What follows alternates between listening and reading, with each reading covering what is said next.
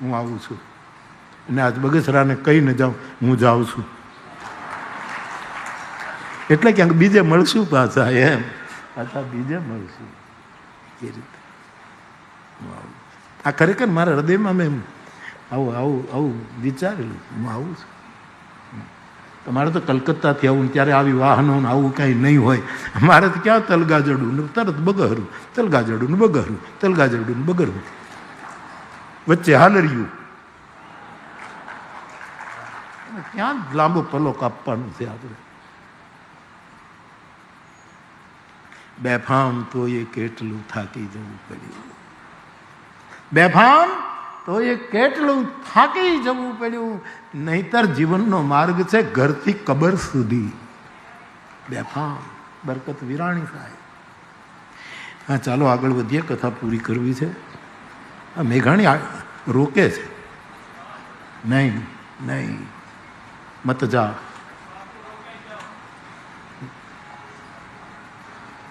તો ટક કાઠિયા વાડે ના કર્યા મેઘાણીના મૂલ, દિલડા કરીને ડૂલ, કાળાઉત ઓઢો કાબાઉત. પોતાનું હૃદય નીચોવી દ્રવ્ય યજ્ઞ કરી, હૃદયનો દ્રવ્ય યજ્ઞ કરી અને આ કાળાઉત જતો રહ્યો. બુધર દાદા કહે, કવિ રેડ્યા. એક મિનિટ.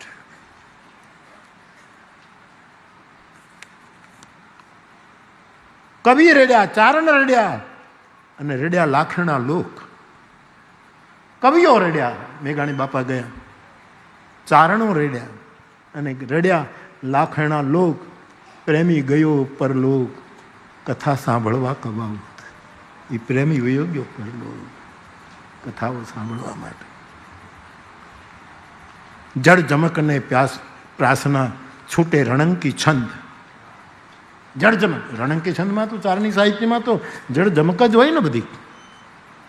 તટફટ યસુરાણ પ્રગટ ઘટ ભંજન વિકટ રૂપ, નરસંગ ભણે જીવ વિકટ રૂપ, નરસંગ ભણે કડકે ધરણી કડડંગ કડડંગ હડનક મુખનાદ ગ્રજંત હરે.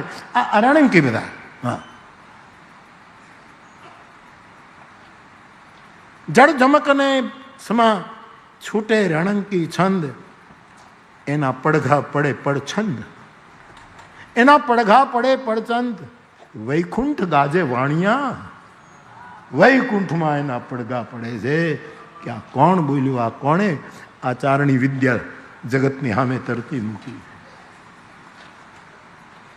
વળી કહે છે, મેઘાણી જાતા મજા ગઈ, મજા વહી ગઈ. મેઘાણી જાતા મજા ગઈ, સોરઠ થયું સુનકાર, સુનકાર થયું. આહા, મેઘાણી જાતા મજા ગઈ, સોરઠ થયું સુનકાર. રડી રહી છે રસધાર, કવિઓ અણોહરા કાળાઉત. તારી રસધાર રોવે છે અને હે કાળીદાસના દીકરા, કવિઓ બધા અણોહરા થઈ ગયા છે, અણોહરા થઈ ગયા, અણોહરા થઈ ગયા. ઉપેન્દ્રભાઈ ત્રિવેદીની એક કવિતા છે માઢ રાગમાં. એ મારો ભીખુદાન ગઢવી, એટલે આપણા જુનાગઢમાં પદ્મશ્રી નહીં, ગાંધીનગર પાસે એક ભીખુદાન રહે છે, એ ગાય છે. હા,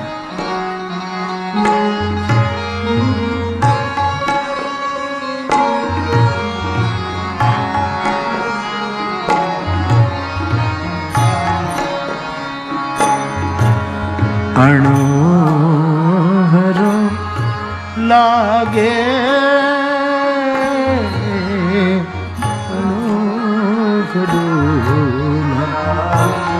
ઉપેન્દ્ર ત્રિવેદી આનું વતન એને કોતરો ને એ બધું યાદ આવે છે. પછી તો અમદાવાદ રહેવું પડે ને મુંબઈ, આ પોતેને આ બધા પોતાના કાર્યોમાં.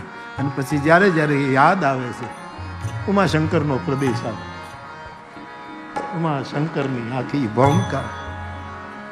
ભૂમિયા વિના મારે ભમવાતા ડુંગરો અને ખીણ ખીણ જોવી હતી. બહુ સારા શબ્દો છે, મને આવડતા નથી, પણ એ ભીખુદાનભાઈ મને મળે ત્યારે હું એની પાસે અવશ્ય ગવડાવું.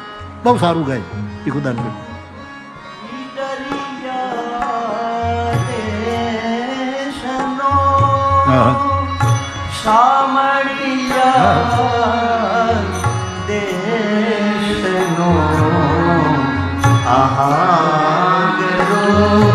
લાગે.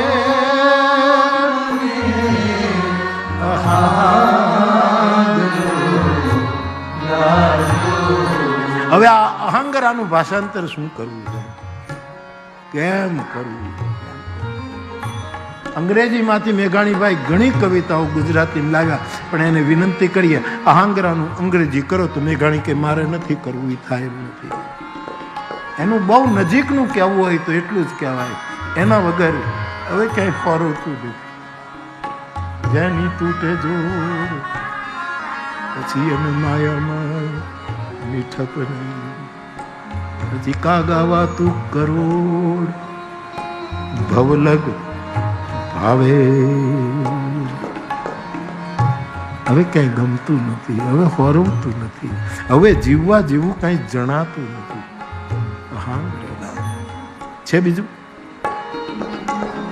ચાંદો એક ને સૂરજ એક છે, પવન ગગનમાં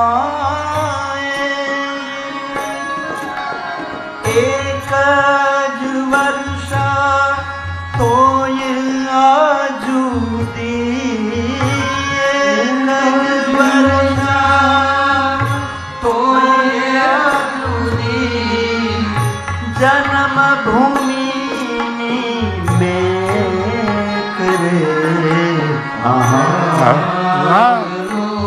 ઉપેન્દ્ર બાપ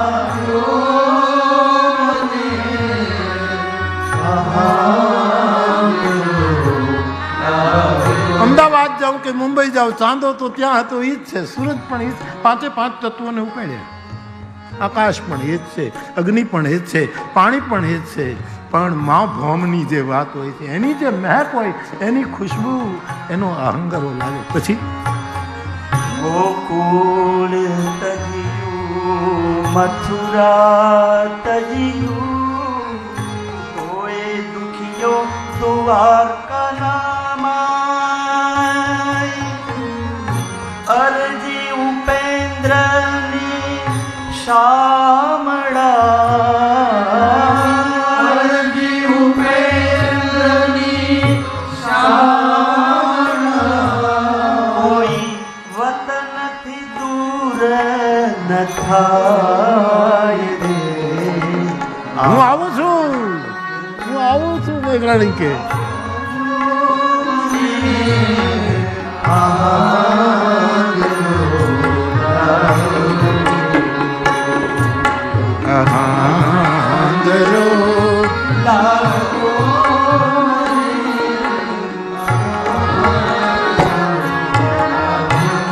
મેઘાણું જાતા મજા ગઈ, સોરઠ થયું સુનકાર, રડી રહી રસધાર, કવિઓ અણોહરા ખળાયું.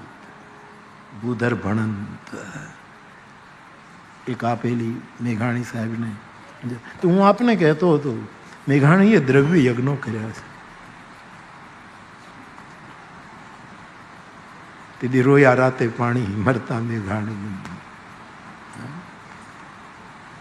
એને દ્રવ્ય યજ્ઞ કર્યા, આંખથી, હૃદયથી, ગદગદ ગીરાથી.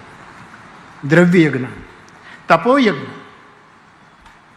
જે પણ મારો હરિ આપણા પ્રમાણિક પુરુષાર્થ પછી જે પરિણામો આવે એને સ્વીકારી લેવું ને સહન કરી લેવું, એ આપણો તપ યજ્ઞ છે.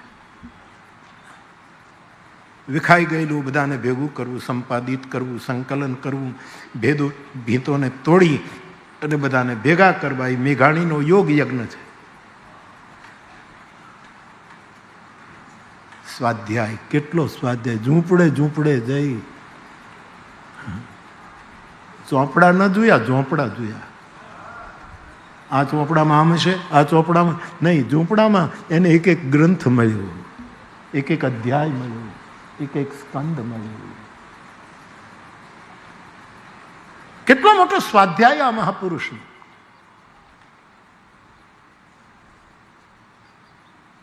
અને સ્વાધ્યાય અને જ્ઞાન યજ્ઞ બંનેને જુદા કહું છું. બાકી ભાષ્યકારોએ તો એમ કીધું કે સ્વાધ્યાય જ્ઞાન યજ્ઞાશ્ચ યતય, આ બહુ તીક્ષ્ણ વ્રતો છે, એને એવા પુરુષો નિભાવી શકે. પણ મને મને મને ગુલાબજાંબુ નથી ભાવતા, તું ના પાડું, મને આ અર્થ ફિટ નથી થતું મારા માટે. એટલે હું સ્વતંત્ર દેશમાં આટલી સ્વતંત્રતા હોવી જોઈએ ને. જેને જે લાગ્યું તે કહ્યું. તો ઘણા એમ કહે છે કે કામ્ય કર્મોનો ત્યાગ એ ત્યાગ છે. ઘણા એમ કહે છે કે બધા જ કર્મો ફેંકી દેવા એ ત્યાગ. વળી મનીષીઓ, કવિઓ, વિદુહુ, કવિઓ એમ કહે છે કે દોષયુક્ત એનો ત્યાગ. ભગવાન કૃષ્ણ કહે, હું એમ કહું છું કે યજ્ઞ, દાન, તપ છોડવા નહીં, આ કર્મો. અને મેઘાણીએ યજ્ઞો કર્યા, મેઘાણીએ દાન કર્યું, કેટલું આપ્યું. ભાગવતમાં ગોપી કહે છે, ભૂરી દા જનાહા, તારા જેવો કોઈ દાતાર નથી કૃષ્ણ, તું બહુ મોટો દાન. મેઘાણીનું કેટલું મોટું દાન. કાલે વાત થતી હતી ને કે વસ્તુ આપવા નહીં ગયા, વિચાર આપવા ગયા. કેટલી મોટી વાત હતી બિચારા. અને તો આમ એક ટુકડો મળી જાય તો મને એમ થાય છે કે ઓહો, ઓડકાર આવી જાય, વાહ શું એક વાક્ય. કાલે અમારે એક સાધુનો ભંડારો હતો અહીંથી 3-4 કિલોમીટર દૂર. મેં સમય આપેલો, અહીંયા સાંજે આવ્યો એના પહેલાં. પછી તો મેઘાણી બાપાની સ્કૂલનો બહુ રાજી થયો પિનાકીભાઈ. અરે નાનું નથી બાપ, રામાયણમાં એમ લખ્યું છે કે જે નાનું કહેવાય છે નાનું નથી હોતું. ના, એ તો ભગવત કૃપા. રવિમંડળ દેખત લઘુલાગા, સૂરજ ઉગે ત્યારે નાનકડો, પણ ઉગ્યા પછી ત્રણેય ભુવનનું અંધકાર નાશ પામે તો એ સૂરજને નાનો ન કહેવાય. આવું તુલસીદાસજી લખે. મદોન્મત હાથી, પહાડ જેવો હાથી, ને એમાં મદ પી ગયો હોય, મદ જરતો હોય, એને કોઈ વશ ન કરી શકે. પણ એક 1.5 ફૂટનું અંકુશ એના કંઠસ્થળ ઉપર એનો માવત માકે તો એ હાથી એ અંકુશને નાનું ન ગણાય. ગમે તેવો જોગંદર હોય તો પણ કામદેવના ફૂલના બાણથી ઘાયલ થઈ જાય તો એ ફૂલનું બાણ નાનું ન કહેવાય. અને સાહેબ એકવાર રામ બોલવાથી બેડો પાર થઈ જાય તો એ રામનું નામ નાનું ન કહેવાય. પિનાકીભાઈ, આપ જે કામ કરો છો એ મારી દ્રષ્ટિએ નાનું કામ નથી, નાના માણસો માટે થયેલું કામ છે. જે ભૂલી ગયા હતા એને સ્મરણ આપતી આ સ્મરણાંજલિ છે. તો આ માણસે યજ્ઞ કર્યો છે, બહુ તપ કર્યું છે. કેવા કેવા દરબારો વિદ્વાનો હતા જેને એને ડેલીએ બેહી દિવસો સુધી બેસી અને આ બધું એને ગોત્યું છે. સાહેબ આ લલિતભાઈ આપણો ખંભાઈ હતા, એ જો અત્યારે બાઇક ઉપર છેક ઠેકાણે જતો હોય કે આ હીરબાઈનું આખું કુળમાં કોઈ બચ્યું કે કેમ, તો મૂળમાં મેઘાણી તો કાક બાપુ મેઘાણી તો ઊંટ ઉપર બેહીને જતા હતા, હાંડિયા ઉપર બેહીને જતા હતા. હા હા બાપુ, હા કાલે કાંઈ કે સલૂન રાખ્યું હતું. ઊંટ ઉપર બેહવું બહુ અઘરું છે, ચડ્યા પછી ઉતરવું અઘરું. પછી તો ઝૂકી જાય તો એ તકલીફ, પછી હું કરીને ઊભો થાય તો એ તકલીફ બહુ મુશ્કેલ. એક હાંડિયો બોતડું આમ ઝૂકી ગયું હતું. એક ભાભા 80-90 વર્ષનો હતો, એને બેઠો બેઠો શિંગદાણા ખાતો હતો, દાંત નહોતા તોય હગળ્યા કરે આમ મોઢામાં બેઠો. એને ઓકે બોતડું ઊંટ ઝુકાડ્યું. આને એમ થયું કે ઘણા ઉપર બેઠા પણ ઊંટ ઉપર તો ક્યારેય બેઠા નથી. અને 90 વર્ષે હમત હુજી, આપણે કમત શું કામ કહીએ છીએ, કયો અધિકાર આપણને? અને સાહેબ ઓલું બેઠું જ તું. અને બાબાએ સાહસ કર્યું, બેઠો અને ઊંટ ઊભો થઈ ગયો સીધો. અને પછી હવે ક્યાં જાય, ઊભો થઈ ગયો. ગામના લોકો જોવા માંડ્યા કે બાપા આ ઉંમરે આ શું સૂજ્યું, ક્યાં જાઓ છો? કે હવે તો આ ઊંટ જ્યાં લઈ જાય ત્યાં જાઓ, હવે આમાંથી પાછું વળાય એમ નથી. યદ ગત્વાન નિવર્તનતે, હવે ત્યાંથી પાછું ફરાય એવું રહ્યું નથી. ઊંટ ઉપર સવારી કરી ગામડે ગામડે ફર્યા છે. કેટલો મોટો સ્વાધ્યાય છે. અને પછી જ્ઞાન યજ્ઞો કર્યા છે. એની પરંપરામાં કવિઓ જ્ઞાન યજ્ઞ કર્યા કરે છે. વિદ્વાનો કાલે જે આપણે સાંભળ્યા આ બધા જ્ઞાન યજ્ઞો હતા. બહુ જ તીક્ષ્ણ આ સાધના છે. બધું છોડે પણ યજ્ઞ દાન અને તપ ભગવાન કૃષ્ણ કહે નહીં છોડવા. કારણ કે આ ત્રણ વસ્તુ બુદ્ધિમાનોની બુદ્ધિને નિરંતર શુદ્ધ કરે છે, રિચાર્જ કરે છે. પાવનાની મનીષીના કૃષ્ણ કહે છે મનીષીઓની બુદ્ધિને, વિચારશીલ લોકોની બુદ્ધિને પવિત્ર કરવાના ત્રણ સાધનો છે, ઉપકરણો છે, ત્રણ સાધના પદ્ધતિ: યજ્ઞ, દાન અને તપ. મારી દ્રષ્ટિએ જ્યારે જોઉં ત્યારે આવું પણ લાગે કે આ માણસે દ્રવ્ય યજ્ઞ કર્યો, તપ યજ્ઞ કર્યો, યોગ યજ્ઞ કર્યો, સ્વાધ્યાય યજ્ઞ કર્યો, જ્ઞાન યજ્ઞ કર્યો, તપ કર્યું, બહુ આપ્યું સાહેબ. મબલક મેઘાણી, કોણે કીધું છે? મબલક મેઘાણી. બહુ નથી ઓછું આપ્યું તે, મબલક મબલક બહુ મોટું આપ્યું છે. એવા મેઘાણી બાપાના સ્મરણમાં જે આવે હું બોલે જાઉં છું સાહેબ.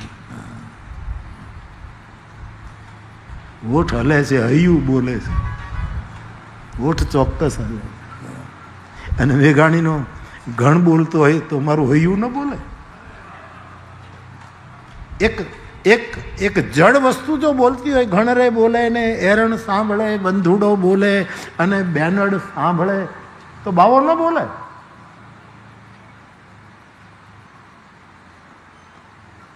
બહુ આનંદ આવ્યો.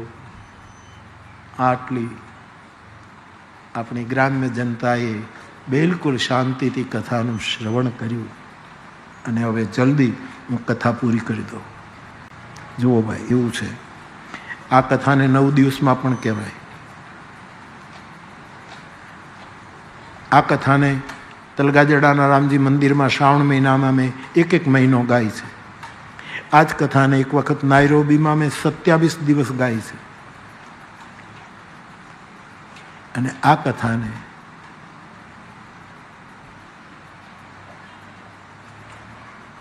અડધા કલાકમાં પણ ગાઈ શકાય છે. એવું છે. અને પ્રમાણ સાથે કહીશ.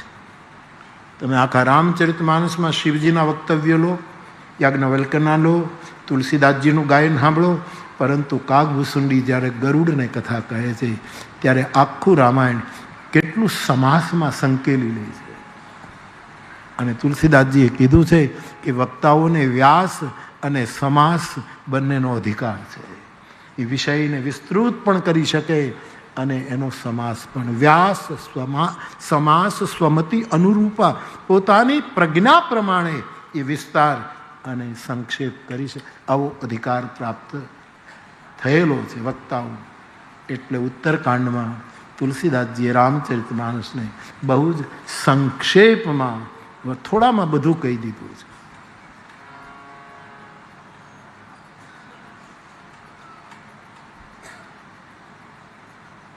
તો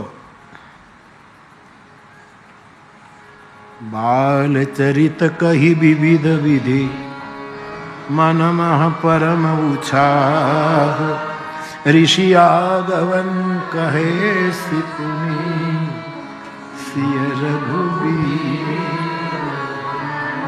ભગવાન રામના જન્મની કથા ભૂસુંડી ગરુડની પાસે ગાય ચૂક્યા કે રામનું પ્રાગટ્ય થયું, એની સાથે કૈકેયીએ પણ પુત્રને જન્મ આપ્યો, સુમિત્રાએ પણ 2 પુત્રોને જન્મ આપ્યો.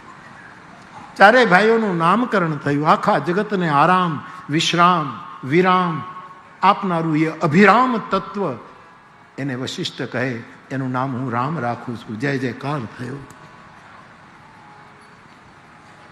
જે કોઈનું શોષણ નહીં કરે, આખા જગતનું પોષણ કરશે, બધાને ભરી દેશે, એવા આ કૈકેયીના પુત્રનું નામ હું ભરત રાખું છું. જેનું સ્મરણ કરવાથી દુશ્મનનો નહીં, દુશ્મનીનો નાશ થશે. વેરી નહીં, વેરનો નાશ થશે. શત્રુ નહીં, શત્રુતા સમાપ્ત થશે. એવા આ બાળકનું નામ હું શત્રુઘ્ન રાખું છું. શેષનારાયણના અવતાર રૂપે જો આખી ધરતીને પોતાના માથા ઉપર ધારણ કરે છે એવો શેષા અવતાર લક્ષ્મણ, જેને રામ સિવાય બીજું કોઈ લક્ષ્ય નથી, એનું નામ લક્ષ્મણ રાખવું છે. આખા જગતનો જે આધાર અમારો તુલસી લક્ષ્મણ માટે લખે છે.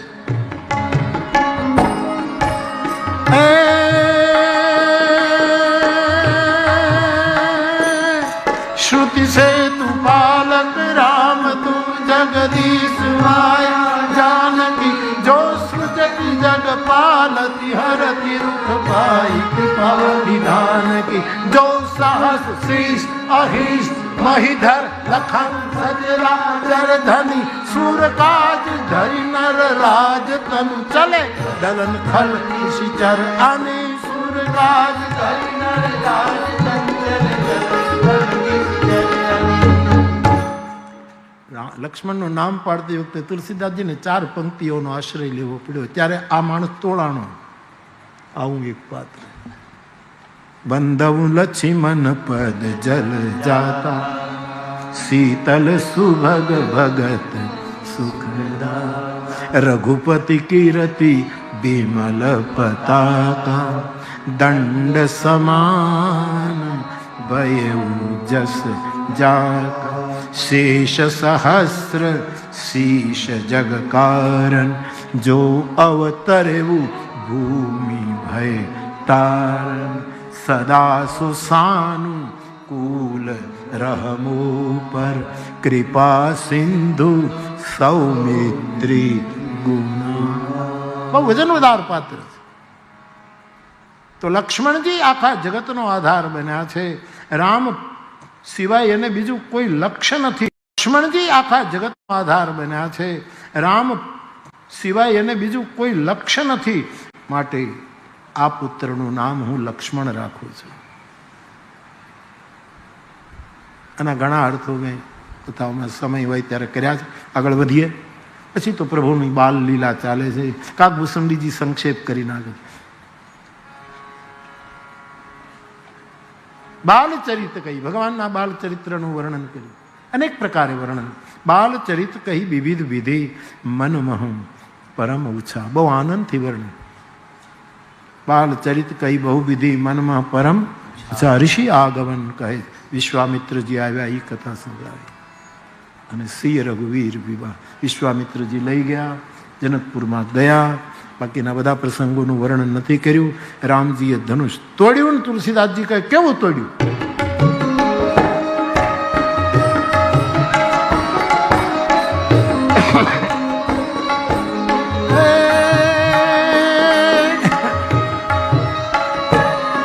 ભરી ભુવન ઘોર કઠોર રવ રવિ બાજી કજી મારગ ચલે ચિક્કર ગજ ઢોલ મગી અહી બોલ પૂરમ કરમલે સૂર્ય સુર મુનિ કર તાન દીને સકલ વિકલ વિચાર કોદંડ ભંજવ રામ જયસી જયસી વચન ઉચારે ભંજવ રામ તુલસી જયસી વચન ઉચારે. જે દિવસે બપોરના 12 વાગે જનકપુરીમાં સભાની મધ્યમાં મારા રાઘવેન્દ્રએ ધનુષ તોડ્યું ત્યારે આરુણી નામનો સારથી, જેને પગ નથી, સૂર્યનો રથ હાંકતો હતો, ઘોડાની લગામો પકડી રાખી છે. પાણી કડાકો થયો ને રવ રવિ ભાજી સૂર્યના ઘોડાઓ બીજી દિશામાં ઉપડી ગયા છે. આવો કડાકો થયો. ચારણ જેવું વર્ણન કરે ને એવું બ્રાહ્મણ વર્ણન કરી રહ્યો છે. તુલસીદાસજી બ્રાહ્મણ છે, સરયુ બ્રાહ્મણ છે, પણ ચારણની વિદ્યાને કેવી રીતે એને મૂકી છે સાહેબ. અને એ તો આ માનસમાં આવું છે જડજમન. કવિતાવલી તો થોડો તોડી નાખે સાહેબ. બહુ બોલાય નહીં તો માંડવા ઉડવા માંડે. આ તો હનુમાનજી બેઠો હોય એટલે વાંધો ના આવે. બાકી ચારણી વિદ્યાની જે જડ જમક છે સાહેબ. અને કવિતાવલીમાં એનો ચમત્કાર દેખાડતા જ્યારે રામે ધનુષ તોડ્યું ત્યારે શું થયું સાંભળો.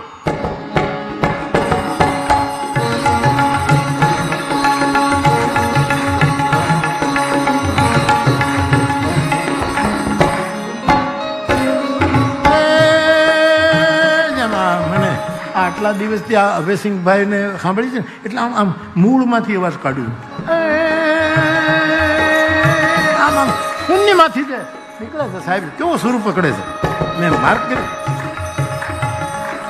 ક્યાં તો ડિગતી ઉર્વી અતિ ગુરવી સર્વ પબ્બે સમુદ્ર સર્વ્યાલ બધીર તે કાલ વિકલ દિગપાલ ચરાત દિગ્ગયંગ લર ખરત ખરત દસ્કંદ મુખ વત્સુર વિમાન હિમવાન ચોકે બિરાંચ શંકર સહિત કોલ કમસ અય કલમલો બ્રહ્માંડ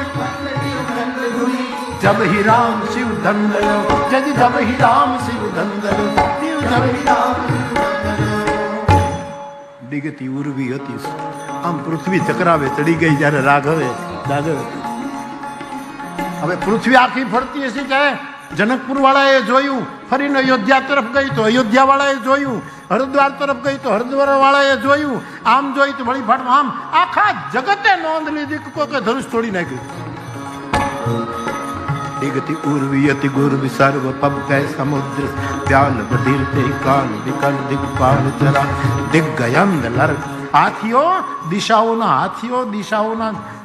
દિશાઓને પકડીને બેઠા હતા. એ આમ ગોટો વળી ગયા, ઢગલો થઈ ગયા, એના દાંત એની છાતીમાં ખૂંચી ગયા. દિગ્ગયંદ લર ખરત પરત દશકંદ મુખ. લંકામાં બેઠેલો રાવણ એના સિંહાસન ઉપરથી લંકામાં પીડ્યું. ધડાકો અહીંયા પડી ગયો. અથવા તો સંતો કહે કે સ્વયંવરમાં રાવણ પણ આવ્યો હતો, જ્યાં બેઠો હતો ત્યાંથી પડી ગયો. પણ ભદ્રમ કર્ણેભિઃ શૃણુયામ દેવા ભદ્રમ પશ્યેમાક્ષભિર્યજત્રા. પિતામહ બ્રહ્મા બ્રહ્મલોકમાં વેદ ભણતા હતા. ચોંકી ગયા બ્રહ્માજી. આ કડાકો છે ને, ચોકે બિરંજી.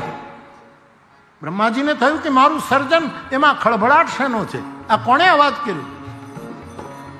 સંહારનો સમય નથી થયો અને ભગવાન શંકરે સંહારનો નિર્ણય કર્યો. શિવજી ભગવાનને કૈલાસ ઉપર માનસિક સંપર્ક કર્યો. મહાદેવા શું થયું છે? શંકર સમાધિમાંથી બહાર આવી ગયા. કોણે આ કર્યું? ચોકે બિરંજ શંકર સહિત કોલ. બધા અવતારો એકારે લઈ લીધા. એક કવિતાવલીના પદમાં કોલ કમઠ આ બધા આમ કલમલવા લાગ્યા. બ્રહ્માંડ જબ હિ રામ શિવ ધનુદલ્યો શિવ જબ હિ રામ. જ્યારે રામજીએ શિવના ધનુષને પેલું કર્યું, આટલી પ્રતિક્રિયા દુનિયામાં થઈ છે. ભગવાને બંને ટુકડા ધરતી ઉપર ફેંક્યા છે. જાનકીજીએ જયમાળા પહેરાવી છે. આ બાજુ પરશુરામજી ધનુષ ભંગનો અવાજ સાંભળી આક્રમક સ્વભાવ છે, આવે છે, ઘણું બોલ્યા, કેટલું બધું. લક્ષ્મણ અને પરશુરામજીનો એ બહુ જ રસમય પ્રસંગો. આખરે રામની ગૂઢ અને ગર્ભિત વાણી સાંભળ્યા પછી પરશુરામજીને થયો કે મારા અવતાર કાર્યની હવે સમાપ્તિ થઈ છે, કારણ કે બીજો અવતાર આવી ચૂક્યો છે. અને તેથી કહી જય જય જય રઘુકુલ કે ભૃગુપતિ ગયે.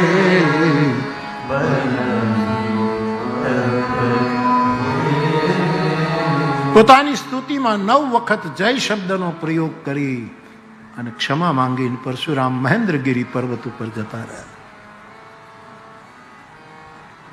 આ બાજુ જનક રાજાએ વિશ્વામિત્રજીને કહ્યું કે પ્રભુ આપની કૃપાથી આ બધી ઘટના ઘટી, હવે શું કરવાનું?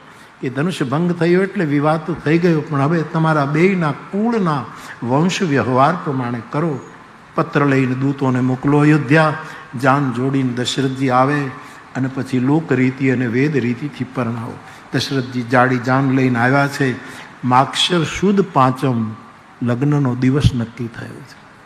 ગોરજ બેળા સમય નક્કી થયો છે. તુલસીદાસજી કહે છે જે ઘોડા ઉપર રામ અસવાર થયા એ ઘોડો સ્વયં કામદેવ બનીને આવ્યો છે.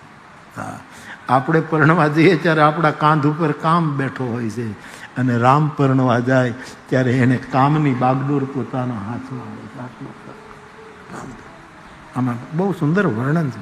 બધા દેવતાઓ ભગવાન રામનું આ લગ્ન વિવાહ જોયા, જાનૈયાબેના, કોઈ માંડવિયાબેના, અને ભગવાન શંકર તો એનો ઈષ્ટદેવ પરણે છે સાહેબ. એટલે નંદી ઉપર સવાર થઈ આકાશ માર્ગે લગ્ન જુએ છે. એમાં કામદેવ જે ઘોડો બનીને આવ્યો તો એને જોયું શંકર ભગવાન નીકળ્યા.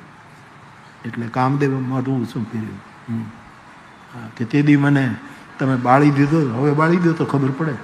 શંકર ભગવાને કીધું રામને ઉતરવા દે, એ તો રામ બેઠો છે એટલા સુધી કામ કાંઈ નથી કરી શકતો, બાકી રામ ઉતરશે પછી તું નથી. આવા સુંદર વર્ણનો કર્યા છે. મંડપમાં પ્રવેશ થયો, જાનકીજીને સખીઓ લઈને આવ્યા છે. વેદ અને લોકરીતિ શરૂ થઈ છે. પાણી ગ્રહણ થયો, ભાંવરી થઈને વશિષ્ઠજી ઊભા થયા. મિથિલેશ, હા પ્રભુ, સાંભળ્યું છે તમારી એક દીકરી ઉર્મિલા. હા બાપજી. તમારો ભાઈ કુશધ્વજ, કુશકેતુ, એની 2 દીકરી, હા, માંડવી અને શ્રુતિકીર્તિ. તો અમારા 3 રાજકુમારો કુંવારા છે, આજ મંડપમાં પરણાવી દઈએ. બાપજી, આના જેવો સંયોગ થયો. ઉર્મિલા લક્ષ્મણજીને સમર્પિત, માંડવીજી ભરતજીને, શ્રુતકીર્તિ શત્રુઘ્નને. 4 ભાઈઓના લગ્ન સંપન્ન થયા. ઘણું મિથિલામાં રોકાયા. સ્નેહના દોરડાથી જાન બંધાઈ ગઈ.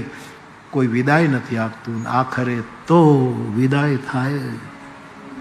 અને જનકપુરમાં જ્યારે કહેવાયું કે કાલે જાનકી પતિ ગૃહે જાય છે, તે દિવસે કોઈ સૂતા નહીં, દીકરી જાય છે.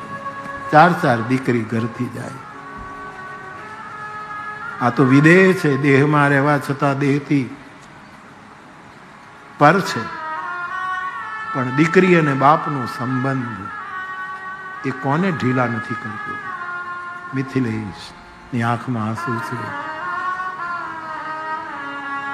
4 રાજકુમારો સાસ માતાને પ્રણામ કરે છે. જનક રાજાને મળ્યા શ્રુતકીર્તિ, ઉર્મિલા, માંડવી, સીતાજી. 4 ડોલીઓ તૈયાર થઈ છે. જનકપુરની ભાગોળે બધા, આખી મિથિલા રોવે છે જાનકીની વિદાય. દાદલે બહુ ન્યાય આપ્યો, બહુ ન્યાય આપ્યો. હાથથી છૂટી અને મમતા રૂવે જેમ વેલુમાં વીરડો ફૂટી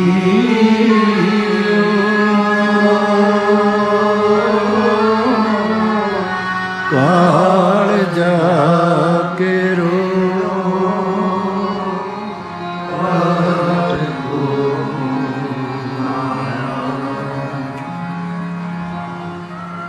શ્રુતકીર્તિના માથા ઉપર જનકજીએ હાથ મૂક્યો. માંડવી, ઉર્મિલા અને છેલ્લે જાનકીજી. પરાંબા છે, આદિશક્તિ છે, પરમાત્માની આહ્લાદીની શક્તિ છે.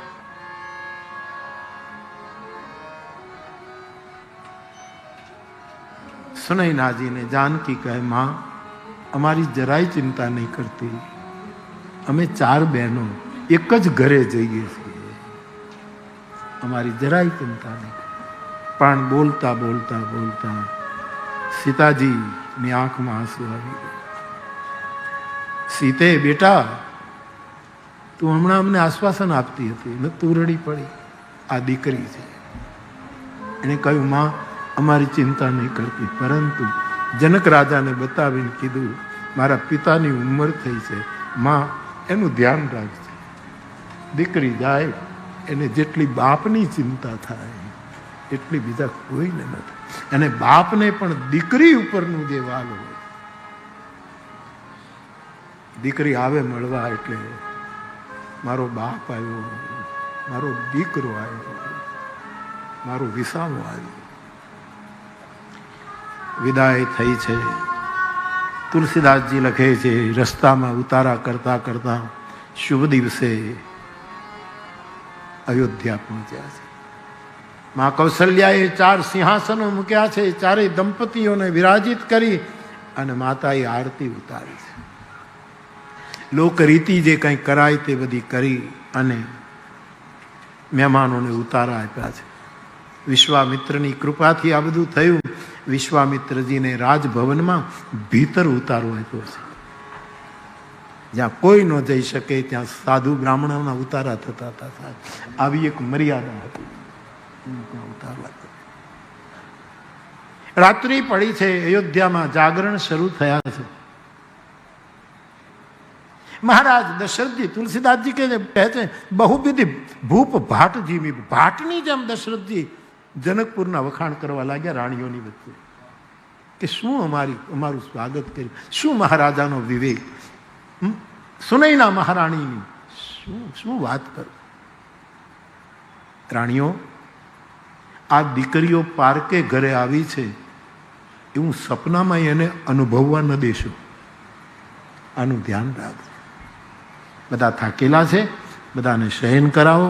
મહારાજ દશરથજી પોતે વિશ્રામ ગયા. દિવસો વીતવા લાગ્યા. મહેમાનોની વિદાય થઈ અને છેલ્લે જે સાધુની કૃપાથી આ ઘટના ઘટી એ વિશ્વામિત્રની વિદાયનો પ્રસંગ આવ્યો. આખો રાજ પરિવાર સરયુના તટ ઉપર આવે છે. સાહેબ, વિશ્વામિત્રજી આવ્યા ત્યારે વાહનમાં નથી. એ તો ત્યાગી મહાપુરુષ છે, એની પાસે ક્યાં વાહન? ખુલ્લા પગે આવ્યા છે. હવે જાય ત્યારે તો દશરથજી વ્યવસ્થા કરે ને કે મારો રથ તમને છે. વિશ્વામિત્રજીએ ના પાડી, રાજન નહીં, સાધુને એની સાધુતા પ્રમાણે જીવવા દો મહારાજ. મને બહુ આ દૃશ્ય મને બહુ ગમે. સાધુ ઉગાડા પગે આવ્યો તો આટલું મોટું કરી ઉગાડે પગે નીકળ્યું. આખો રાજ પરિવાર જોતો રહે છે. મહારાજ, એક વિનય કરું. વિશ્વામિત્રજીને દશરથ કહે, શીખવા જેવું દશરથજી બોલ્યા છે. 2 ચોપાઈ બહુ સરસ બોલ્યા. વિશ્વામિત્રજીને કહે છે,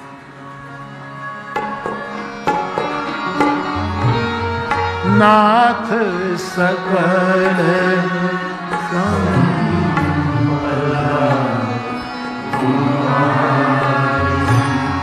મેં સેવક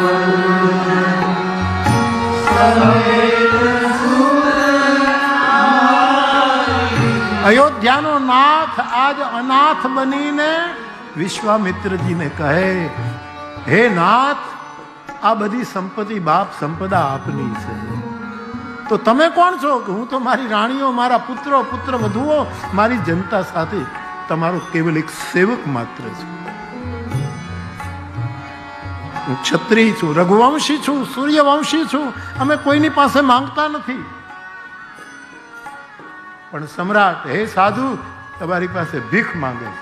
મહારાજ, રામાયણમાં 2 પ્રસંગ.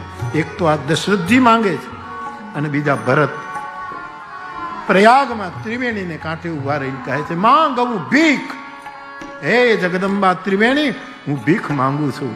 કારણ કે દુઃખી માણસ શું ન ભૂલ કરે, બાકી મારા કુળમાં માંગવાનું નથી. આ દશરથજી કહે છે, એક વસ્તુ આપતા જાઓ. શું? કરે ગુ સદા લરી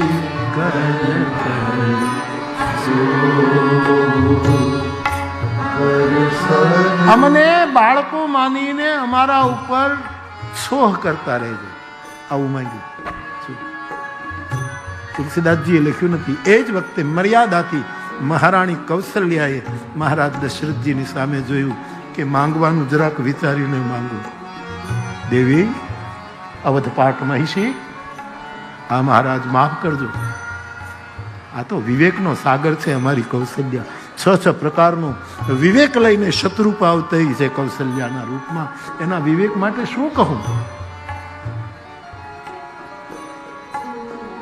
મહારાજાએ કહ્યું, મહારાણી કાંઈ કે હા, તમે એમ કહો છો કૃપા કરતા રહેજો. આ કૃપા ઓછી થઈ છે કે હજી કૃપાની ભીખ માંગો છો? એની કૃપા ન હોત તો આ કેમ થાય? તો પછી માંગવું શું? એક વસ્તુ માંગો, કહો એ તમને ભજનમાંથી અવકાશ મળે ત્યારે અમને દર્શન દેવા આવજો. તમારા દર્શનથી અમે ધન્ય બનીશું. વિશ્વામિત્રએ વિદાય લઈ લીધી. બાલકાંડ પૂરો થયો. પછી અયોધ્યા કાંડમાં રામને રાજ્યાભિષેકની તૈયારી થઈ. 14 વર્ષનો વનવાસ થયો. ભગવાન ચિત્રકૂટમાં નિવાસ કરે છે. તુલસીદાસજી ચોપાઈ લખે છે.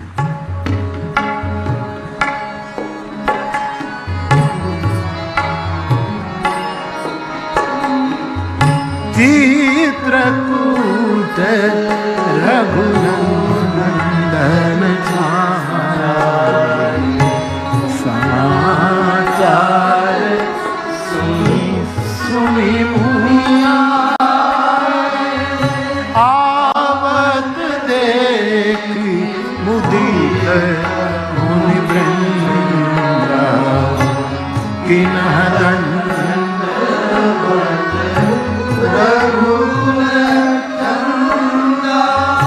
સાહેબ રામ ચિત્રકૂટમાં નિવાસ કરવા લાગ્યા છે. ગંગાને કિનારેથી સુમંત ખાલી રથ લઈ અને પાછા ફરે છે. મહારાજ પ્રાણ ટકાવીને બેઠા છે. સુમંત આવ્યા. હજી આશા છે કે 3 માંથી કોઈક આવ્યું હશે. અને જ્યારે સુમંત આવ્યા ત્યારે રાજા બેઠા થયા. સુમંત કહ સુમંત કહો રામ. સુમંત રામ ક્યાં છે? મારી જાનકી ક્યાં છે? તું લઈ આવ્યો ને બાપ કોઈને? મહારાજ થોડી ધીરજ ધારણ કરો. કૌશલ્યા આદિ બધા મહારાજની સ્થિતિ બરાબર નથી અને કહે છે મહારાજ ધીરજ રાખો તો કહું છું. મેં ઘણી વાત કરી કે તમે પાછા આવો, પણ રામ આમ તો બ્રહ્મ છે પણ રઘુકુળનું સંતાન છે અને રઘુકુળની રીત તમે નથી જાણતા તો રામ નહીં આવે. સમય પૂરો થશે એટલે આવશે. મહારાજને થયું કે હવે નહીં જીવાય. બધા ઘેરી વળ્યા છે. સૂર્યવંશનો સૂર્ય અસ્ત થવાની તૈયારી. મર્યાદાથી મહારાણી કૌશલ્યાને દશરથજી કહે છે, અંતિમ ક્ષણો છે કે દેવી આ રાજમહેલની સામેની દિવાલમાં આપને કંઈ દેખાય છે? મહારાજ ત્યાં કંઈ નથી. આપની તબિયત બરાબર નથી, ત્યાં કશું નથી. દેવી હું કંઈ તમને કંઈ પેલું કરું? તમે જરૂર ન જુઓ આ શું દેખાય. સુમંતે કહ્યું શું દેખાય છે ત્યાં આપને? ત્યારે દશરથજી બોલ્યા છે કે મને સામેની દિવાલમાં શ્રવણના મા બાપ દેખાય છે. ભગત બાપુએ નોંધ લીધી, અંધની સામે દેખાણા તેથી અંધો અંધી બે તપસી. અંધો અંધી બે તપસી એની મૂર્તિ ખડખડ હસી. મેં હંમેશા કીધું છે બાપ, હું અને તમે બધા જ આપણે આના ઉપર વિચાર કરીએ. દશરથજીએ કીધું કે મારાથી ભૂલથી શબ્દભેદી બાણ લાગ્યું. એના મા બાપે શ્રાપ આપ્યો કે પુત્ર વિયોગે અમારું મૃત્યુ થાય છે. અવધપતિ એકેય દીકરો હાજર નહીં હોય અને તમારે પ્રાણ. આ પ્રસંગે હું કહેતો રહ્યો કે કરેલા કર્મ બ્રહ્મના બાપને પણ નથી છોડતા. હું ને તમે કોઈ ગણતી. માટે નારાયણ સ્વામી બાપુ ગાતા, વિચારી વિચારીને પગલા ભરું છું. વિચારી વિચારીને પગલા ભરું. કર્મ 6 દિવસ થયા છે રામના વિયોગમાં. આ 6થો દિવસ છે ને મહારાજના મુખમાંથી 6 વખત રામ મંત્ર નીકળ્યો છે. રામ રામ કહી રામ કહી રામ રામ કહી રામ. 6 વખત.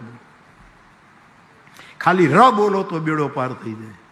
આ 6 વખત. કારણ રામ નામ એ 6 શાસ્ત્રનો સાર છે, માટે 6 વખત બોલ્યા. 6 વખત એટલા માટે બોલ્યા કે આજે દશરથજીને રામના વિરગનો 6થો દિવસ છે.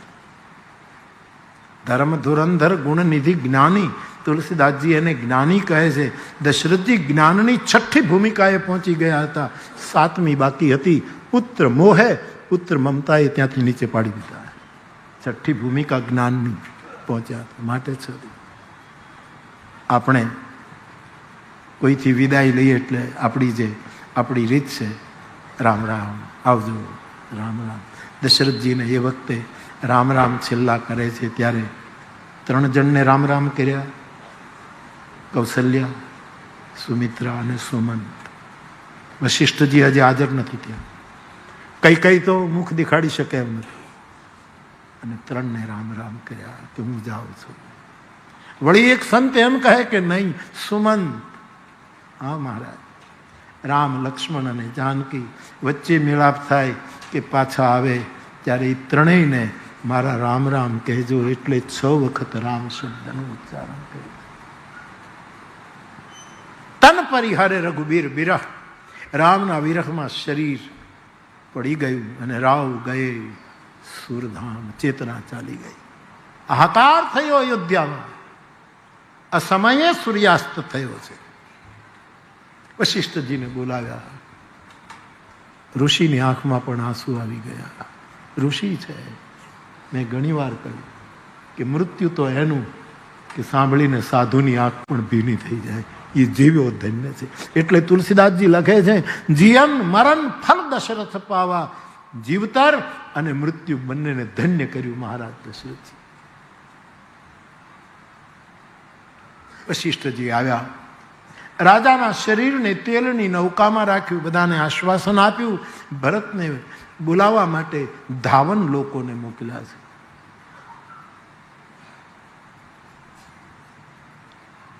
કઈ દેશમાં ભરતજી છે, દૂતો આવ્યા છે. અને જ્યારે આ દૂતો નીકળી ગયા અયોધ્યાની બહાર, ત્યારે કૌશલ્યાજીએ વશિષ્ઠજીને કહ્યું, ગુરુદેવ, આ દૂતો દૂર ન જતા રહ્યા હોય તો એને થોડા પાછા બોલાવો. દેવી, હા, એને પાછા બોલાવો. દૂતોને પાછા બોલાવ્યા.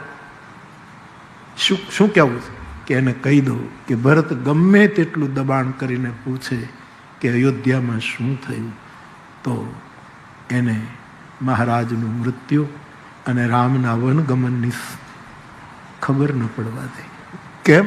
અને મારડી પડી કે જો એને ખબર પડશે કે રામ વન ગયો તો મારો ભરત અહીંયા નહીં પહોંચે, હાહાકાર થઈ જશે. અને વશિષ્ઠજીએ કહ્યું, આ વાત કહેશો નહીં, ખાલી એટલું જ કહેજો, ગુરુની આજ્ઞા છે, જેટલું થાય એટલું શીઘ્ર આવો. દૂતો પહોંચે છે. જ્યારથી અયોધ્યામાં અનર્થો શરૂ થયા, તુલસીદાસજી લખે છે, ભરતને અપશુકન થાય છે. સાચા દિલને તરત ખબર પડે, સંકેત મળે કે કંઈક થવાનું છે. જેનું અંતઃકરણ શુદ્ધ હશે એને તુરત ખબર પડે. ભરતને ફડકો પડે. શું કરે છે? સવાર પડે બ્રાહ્મણોને બોલાવે, શિવજીનો અભિષેક કરાવે, મહાદેવની પૂજા કરે. મારી અયોધ્યામાં બધા પ્રસન્ન હોય, અયોધ્યામાં બધા સુખી હોય. એમાં દૂતો આવ્યા. જય જીવ મહારાજ. અવધ્ય, હા, પહેલો પ્રશ્ન, અયોધ્યામાં બધા કુશળ છે? હા, બધું બરાબર. સંદેશ ગુરુદેવે મોકલ્યા છે, કીધું છે રાજકુમાર ભરતને કહેજો જેટલું બને એટલું જલ્દી અયોધ્યા આવે. કારણ અમે તો ચાકર છીએ, અમારાથી કારણ ન પૂછાય, અમે તો આપ પણ મહારાજ જેટલું બને એટલું જાય. કોઈ પણ સરદઈને શંકા પડી જાય કે કંઈક કારણ છે. અને સાહેબ ભરત શત્રુઘ્ન નીકળે છે. એમ થાય કે ઉડીને જાઉં, સમય જાતો નથી, ભાગ્યા જાય છે. અયોધ્યા પહોંચે છે. બધા જ શૂન્ય મનસ, પણ એક ઘરે દીવા બળે છે. આ શું છે? એ પોતાનું ઘર કઈ ભવન છે. કુસંગથી જ્યારે બુદ્ધિનું પતન થાય ને ત્યારે કેટલી પતન પામે છે એનું ગણિત નથી થતું.